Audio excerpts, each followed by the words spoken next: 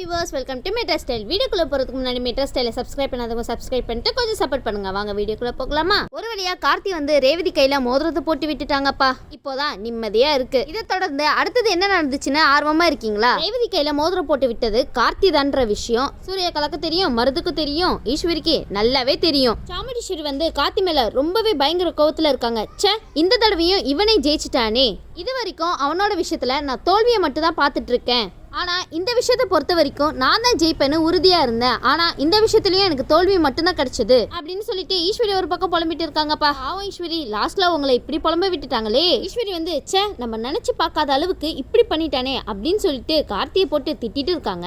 பாவம், அவங்களால வாய் விட்டு கூட கார்த்தியை திட்ட முடியல அந்த இடத்துல. உடனே வந்து ஈஸ்வரி சொல்லிட்டு இருக்காங்க, இன்னைக்கு நைட்டு பௌர்ணமி பூஜை இருக்கு. அப்போ அந்த பூஜையில ரேவதி ஓ முகத்தை பார்க்க மாட்டா, மருதோட முகத்தை தான் பாப்பா, அதையும் இருந்து பார்த்துட்டு போடா அப்படின்னு சொல்லிட்டு இருக்காங்க ஈஸ்வரி. ஏன் ஈஸ்வரி, பட்டது வரைக்கும் போதாதான் என்ன, இன்னும் மேலும் மேலுமா அப்படின்னு சொல்லிட்டு சாமுண்டீஸ்வரி அங்க இருந்து கிளம்பிடுறாங்க. உடனே ராஜராஜன் சொல்றாங்க கார்த்தியை பார்த்து, மாப்பிள்ள எப்படியோ நல்லபடியா உங்க கூட ரேவதிக்கும் நிச்சயதார்த்தம் முடிஞ்சிருச்சு. இப்போதான் எனக்கு மனசளவுல ரொம்ப நிம்மதியா இருக்கு.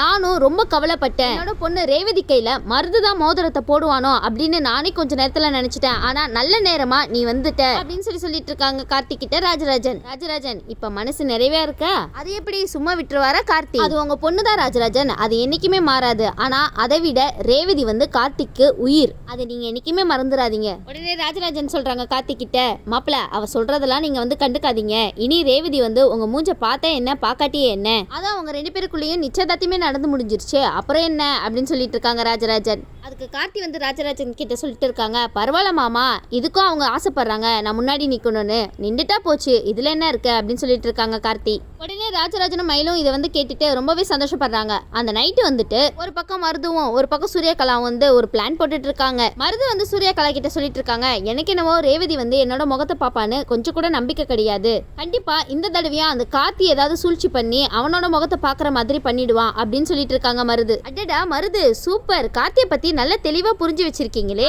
சூர்யாகலாக்கு தான் இன்னும் தெரியலன்னு நினைக்கிறேன், கொஞ்சம் சொல்லி புரிய வைங்களேன். உடனே சூர்யாகலா வந்து மருது கிட்ட கேக்குறாங்க, ஏன் என்னாச்சு, ஏன் இப்படி எல்லாம் சொல்லிட்டு இருக்க அப்படின்னு சொல்லி கேட்டுட்டு இருக்கும் போது அதுக்கு மருது சொல்றாரு, பின்ன என்ன சூர்யாகலா, மோதிரத்தையே அவன் தான் ரேவதிக்கு போட்டு விட்டான், அப்படி இருக்கும் போது என்னோட முகத்தை மட்டும் எப்படி பாப்பா அப்படின்னு சொல்லிட்டு இருக்காங்க மருது. மருது சூர்யாகலா கிட்ட சொல்லிட்டு இருக்காங்க, எனக்கு என்னவோ இதுக்கு பின்னாடி பெரிய சூழ்ச்சியே நடக்குதுன்னு தோணுது அப்படின்னு சொல்லிட்டு இருக்காங்க. ஆமா, நிஜமாவே ரேவதிக்கு அவனோட ஞாபகங்கள் மனசுல இல்லாம இருக்க என்ன அப்படின்னு சொல்லிட்டு அவங்க கிட்ட போய் கேக்குறீங்களே மருது, இது அவங்க கிட்ட கேட்டா அவங்களுக்கு என்ன தெரியும், இது கேட்க வேண்டிய ஆளு ரேவதி, அவங்க கிட்ட போய் கேளுங்க, அவங்களே பதில் சொல்லுவாங்க அவங்களோட கேள்விக்கெல்லாம். உடனே சூர்யாகலா சொல்றாங்க, அப்படி நடக்க சான்ஸே கிடையாது, நீ சொல்ற மாதிரி இருந்தா கண்டிப்பா ரேவதிய கார்த்தி விட்டு கொடுத்துருக்கவே மாட்டா, அவன் இங்கேயே இருந்திருப்பான், நீ வந்து லூஸ் மாதிரி புரியாம பேசிட்டு இருக்காத அப்படின்னு சொல்லிட்டு இருக்காங்க சூர்யாகலா. கண்டிப்பா இந்த தடவை நம்ம தான் ஜெயிப்போம், அதுக்காக நான் ஒரு திட்டம் போட்டு வச்சிருக்கேன் அப்படின்னு சொல்லிட்டு இருக்காங்க சூர்யாகலா. மறுபடியும் திட்டமா சூர்யாகலா, பேசாம நீங்க திட்டம் போடுறத ஸ்டாப் பண்ணுங்க, அதுவே கரெக்டா இருக்கும்னு நினைக்கிறேன், நீங்க இந்த மாதிரி திட்டம் போட்டு தான் எல்லாமே சொதப்புது. உடனே சூர்யாகலா வந்து மருது கிட்ட சொல்றாங்க, நீ ஒன்னும் கவலைப்பட்டுக்காத, கண்டிப்பா ரேவதி பௌர்ணமி வெளிச்சத்துல உன்னோட முகத்தை தான் பாப்பா. இந்த மாதிரி சூர்யாகலா வந்து மருது கிட்ட சொல்லிட்டு இருக்க, அதுக்கு மருது சொல்றாரு, இந்த தடவை நான் கார்த்தி பை கிட்ட தோக்கவே கூடாது, நான் தான் ஜெயிக்கணும் அப்படின்னு சொல்லிட்டு இருக்காங்க. அதுக்கு வாய்ப்பே இல்ல ராஜா, அதுக்கு வாய்ப்பே இல்ல. உடனே வந்து சூர்யாகலா வந்து சொல்றாங்க, நீ ஒன்னும் கவலைப்பட்டுக்காத, இந்த தடவை நீ தோக்கவே மாட்ட அப்படின்னு சொல்லிட்டு தைரியத்தை கொடுத்துட்டு இருக்காங்க. ஃபர்ஸ்ட் நீங்க தைரியமா இருங்க சூர்யாகலா, சாப்பாட்டுல விஷயத்தை கலந்தீங்களே மறந்துட்டீங்களா என்ன, அது கார்த்திக்கு தெரிஞ்சா என்ன நடக்கும் தெரியும்ல, கார்த்திக்கு இந்த விஷயம் தெரியாத வரைக்கும் தான் நீங்க சேஃப், இந்த விஷயம் மட்டும் தெரிய வந்துச்சு உங்களை உண்டில நைக்கிறவாரு பாத்துக்கோங்க. உடனே அந்த நைட் வந்து எல்லாருமே வந்து மொட்டை மாடியில போய் நின்றுட்டு இருக்காங்க. உடனே வந்து சாமுண்டீஸ்வரி சொல்றாங்க, நீ வந்து பாத்தியா, ரேவதி முன்னாடி நான் பார்த்து வச்சிருக்கிற மாப்பிள்ள தான் நின்றுட்டு இருக்காரு, நீ என்னவோ என் பக்கத்துல தான் நின்றுட்டு இருக்க, அப்போ எப்படி ரேவதி பௌர்ணமி வெளிச்சத்துல உன்னோட முகத்தை பாப்பா அப்படின்னு சொல்லிட்டு கார்த்தி கிட்ட கேட்டுட்டு இருக்காங்க நம்ம ஈஸ்வரி. ஈஸ்வரி, கார்த்தி நினைச்சா அவர் முகத்தை தான் பார்க்க வைக்க முடியும். உடனே கார்த்தி வந்து ஈஸ்வரி கிட்ட சூப்பரா பேசிட்டு இருக்காரு, நீங்க வேணும்னா பாருங்க அத்தை, நான் வந்து எந்த திட்டமும் போடாம உங்க பக்கத்திலேயே சும்மா இருக்கேன், ஆனா கண்டிப்பா என்னோட ரேவதி பௌர்ணமி நிலா வெளிச்சத்துல என்னோட முகத்தை தான் பாப்பா, அந்த மாப்பிள்ள நீங்க பார்த்து வச்சிருக்கீங்களே அருமையான மாப்பிள்ள, அவர் மூஞ்ச கிடையாது அப்படின்னு சொல்லிட்டு இருக்காரு கார்த்தி. ஆமாமா கார்த்தி, உங்க மூஞ்ச தான் பாப்பாங்க, அதுல நம்பிக்கை இருக்கு எங்களுக்குலாம். உடனே வந்து ஈஸ்வரி சொல்றாங்க, ஏய் அதையும் பார்க்கலாம்டா, பார்க்க தானே போற என்ன நடக்க போகுதுன்னு அப்படின்னு சொல்லிட்டு ஈஸ்வரி ஒரு பக்கம் சொல்லிட்டு இருக்காங்க. உடனே ஈஸ்வரி வந்து மறுபடியும் கார்த்தியை பார்த்து சொல்றாங்க, எப்படியோ புகைய போட்டு எப்படியோ திருட்டுத்தனமா என்னோட பொண்ணு கையில மோதிரத்தை போட்டவன் தானே நீனு அப்படின்னு சொல்லிட்டு கேட்டுட்டு இருக்காங்க ஈஸ்வரி. அச்சோ என்ன கார்த்தி இப்படி டேமேஜ் பண்றாங்க, ஆனா இங்க எப்படின்னா நீ அங்க பார்த்த மாதிரி எல்லாம் வேலை பார்க்க முடியாது தம்பி. இந்த பௌர்ணமி வெளிச்சத்துல என்னோட ரேவதி நான் பார்த்து வச்சிருக்கிற மாப்பிள்ளையோட முகத்தை தான் பார்க்க போறா, அதையும் நீ பார்க்கதான் போற அப்படின்னு சொல்லிட்டு இருக்காங்க. சரின்னு சொல்லிட்டு இந்த பக்கம் வந்து ஈஸ்வரி வந்து அந்த வளையத்தை கொடுத்துட்டு பௌர்ணமியை பார்த்துட்டு அப்படியே மாப்பிள்ளைய பாருமா அப்படின்னு சொல்லிட்டு சாமுண்டேஸ்வரி சொல்லி கொடுத்துட்டு இருக்காங்க ரேவதிக்கு. ரேவதி அந்த வளையத்தை வாங்கிட்டு சரிமா அப்படின்னு சொல்லிட்டு ரேவதி வந்து அந்த பௌர்ணமியை பார்த்துட்டு இருக்காங்க. பொண்ணு வந்து அந்த நிலவு வந்து கொஞ்சம் கொஞ்சமா மூவ் ஆயிட்டே இருக்கு. சரின்னு சொல்லிட்டு ரேவதி வந்து மூவ் ஆயிட்டே இருக்கு. அப்படியே அவங்களும் மூவ் பண்ணிட்டே போறாங்க. சரி மூவ் பண்ணிட்டு மருத பாப்பாங்கன்னு பார்த்தா நம்ம கார்த்திய பாக்குறாங்க. உடனே இந்த விஷயத்தை பார்த்துட்டு ராஜராஜன் ஹாப்பி, ஆனா சாமுண்டீஸ்வரி ஹாப்பி கிடையாது, ரொம்ப கோவமா இருக்காங்கப்பா. இந்த விஷயத்த சூர்யாகலாவும் மருதும் பார்த்து ரசிச்சிட்டு இருக்காங்கப்பா. ஐயோ இல்ல காண்டாயிட்டு இருக்காங்கப்பா. உடனே ஈஸ்வரி வந்து ரேவதி கேக்குறாங்க, என்னம்மா பண்ணிட்டு இருக்கா அப்படின்னு சொல்லி கேட்டு இருக்கும் போது, இல்லம்மா நிலவு எந்த பக்கம் போதோ அந்த பக்கம் தானம்மா நானும் பார்க்கணும் அப்படின்னு சொல்லிட்டு இருக்காங்க. உடனே ஈஸ்வரி ரேவதி கிட்ட சொல்றாங்க, அந்த நிலவு வெளிச்சத்துல நம்ம மாப்பிள்ளைய பாருமா அப்படின்னு சொல்லும் போது ரேவதியும் சரிமா சொல்லிட்டு பாக்குறாங்க. ஆனா மருதுக்கு அது கொஞ்சம் கூட பிடிக்கல. உடனே அங்க இருந்து கிளம்பிடுறாரு. கிளம்புங்க. இன்னொரு பக்கம் நம்ம கார்த்தி சும்மா இல்லாம ஈஸ்வரி கிட்ட வந்துட்டு, அதான் நான் அப்பவே சொன்னல அத்தை, ரேவதி என்னோட மூஞ்சதான் பாப்பான்னு, நீங்க தான் சின்ன பிள்ளை மாதிரி அடம் பிடிச்சிட்டு இருந்தீங்க, அதெல்லாம் இல்ல என்னோட மாப்பிள்ளை மூஞ்சதான் பாப்பான்னு. அதுவும் கரெக்டா அத்தை, உங்களோட மாப்பிள்ளை மூஞ்சதானே பாத்துருக்காங்க ரேவதி அப்படின்னு சொல்லிட்டு இருக்காரு கார்த்தி. இந்த பக்கம் கார்த்தி வந்து சில பல டைலாக் விட்டுட்டு இருக்காங்க ஈஸ்வரி கிட்ட. இங்க பாருங்க அத்தை, நான் ஒரே ஒரு விஷயத்த மட்டும் உங்ககிட்ட சொல்ல விரும்புறேன். என்னோட காதலும் ரேவதியோட காதலும் ரொம்ப உண்மையானது. எங்களோட காதல் உண்மையா இருக்கிற வரைக்கும் உங்களால எதுவுமே எங்களை பண்ண முடியாது அப்படின்னு சொல்லிட்டு இருக்காரு கார்த்தி. ஆமா கார்த்தி, நீங்க சொல்றது கரெக்ட் தான், எந்த தீய சக்தினாலையும் உங்களை பிரிக்க முடியாது. உடனே வந்து கார்த்தி சொல்றாங்க, சரி அத்தை, நான் வந்த வேலை மறுபடியும் நல்லபடியா முடிஞ்சிருச்சு. இப்ப வந்து நான் கிளம்பட்டுமா இல்ல வேற ஏதாவது சவால் இருக்கா அத்தை, அதுல நான் ஜெயிக்கணுமா அப்படின்னு சொல்லி கார்த்தி கேட்டுட்டு இருக்காரு. சரி அத்தை, அப்ப நான் போயிட்டு வரட்டுமா அப்படின்னு சொல்லிட்டு கார்த்தி வந்து எல்லாருக்கிட்டையும் சொல்லிட்டு அங்க இருந்து கிளம்பிடுறாரு. உடனே நம்ம ஈஸ்வரி வந்து கார்த்தி பேச ரொம்ப டென்ஷன் ஆகியிருக்காங்க.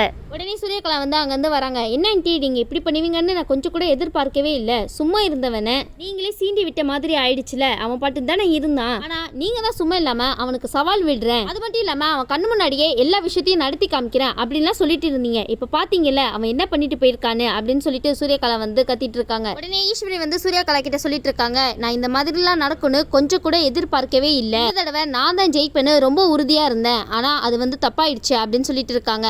ஆனால் எனக்கு ஒரு விஷயம் மட்டும் நல்லா தெரியும், என்னோட பொண்ணு கழுத்துல மருது தான் தாலி கட்டுவான், அந்த விஷயம் மட்டும் எனக்கு நல்லா தெரியும் அப்படின்னு சொல்லிட்டு இருக்காங்க. ஈஸ்வரி, இந்த மாதிரி நடந்ததுக்கு அப்புறம் கூட உங்களுக்கு மருது கூட தான் ரேவதிக்கு கல்யாணம் நடக்கும்னு நம்பிக்கை வேற இருக்கா என்ன? ஈஸ்வரி வந்து ரொம்ப நம்பிக்கையா சொல்றாங்க, மருது தான் என்னோட பொண்ணோட கழுத்துல தாலி கட்டுவாரு, நீ வேணா பார்த்துட்டே இருக்கியா அப்படின்னு சொல்லிட்டு ரொம்ப நம்பிக்கையோட பேசிட்டு போறாங்க. ஈஸ்வரி, உங்களோட நம்பிக்கையை நான் ரொம்ப பாராட்டுறேன். எவ்வளவுதான் தோல்வி அடைஞ்சாலும் அந்த தன்னம்பிக்கையை விட மாட்டீங்க பாத்தீங்களா, சூப்பர். உங்க நம்பிக்கை வீண் போகாம இருக்கிறதுக்கு எங்களோட வாழ்த்துக்கள். நம்ம ஈஸ்வரி வந்து ரூம்ல உட்காந்துட்டு எல்லா விஷயத்தையுமே வந்து யோசிச்சு பார்த்துட்டே இருக்காங்க.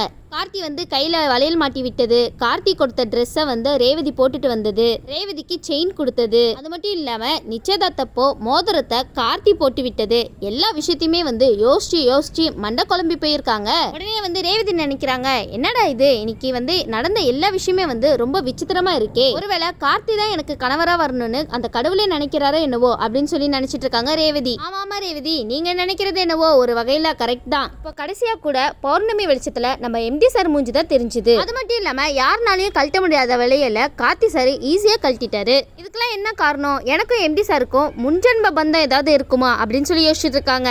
இருக்கலாம் ரேவதி, யோசிச்சு பாருங்க கொஞ்சம், ஞாபகம் ஏதாவது வருதான்னு. உடனே வந்து ரோகிணி அங்க இருந்து சந்தோஷமா வராங்க. என்ன ரேவதி, ஒரு வழியா உன்னோட எம்டி சார் முகத்தை பார்த்துட்ட போலயே. உடனே ரேவதி சொல்றாங்க, அக்கா நான் என்னக்கா பண்ணுவேன், நான் என்ன வேணினேவா பார்த்தேன், தெரியாம ஏதோ பார்த்துட்டேன். உடனே ரோகிணி சொல்றாங்க, எனக்கு என்னமோ நீங்க ரெண்டு பேரும் தெரியாம பார்த்த மாதிரி தெரியல, ஆனா உங்களுக்குள்ள ஏதோ கடவுள் எழுதப்பட்டிருக்காரு மட்டும் எனக்கு புரியுது அப்படின்னு சொல்லிட்டு இருக்காங்க ரோகிணி. உடனே ரேவதி சொல்றாங்க, அக்கா இன்னும் 2-3 நாள்ல எனக்கு கல்யாணம், ஆனா நீ வந்து என்னோட எம்டி சாரோட என்ன சேர்த்து வச்சு பேசுறது வேணாக்கா அப்படின்னு சொல்லிட்டு இருக்காங்க ரேவதி. அச்சோ என்ன ரேவதி இப்படி சொல்லிட்டீங்க? உடனே ரோகிணி சொல்றாங்க, என்ன சரியில்லை, நீயே நடந்ததை பார்த்துட்டு தானே இருக்க, கடைசியில அந்த கார்த்தி வாங்கி கொடுத்த புடவைய உன்னால கட்ட முடிஞ்சுதா, உன்னோட எம்டி சார் கொடுத்த புடவையா தானே நீ கட்டுன, இதுல இருந்தே உனக்கு புரிய வேணாம், உன்னோட தலையில அவர் தான் எழுதியிருக்காருன்னு தெரியுதா? உடனே ரோகிணி வந்து ரேவதியை பார்த்து சொல்றாங்க, இங்க பாரு ரேவதி, நான் உன்கிட்ட ஒன்னு சொல்றேன், தப்பா மட்டும் என்ன நினைக்காத.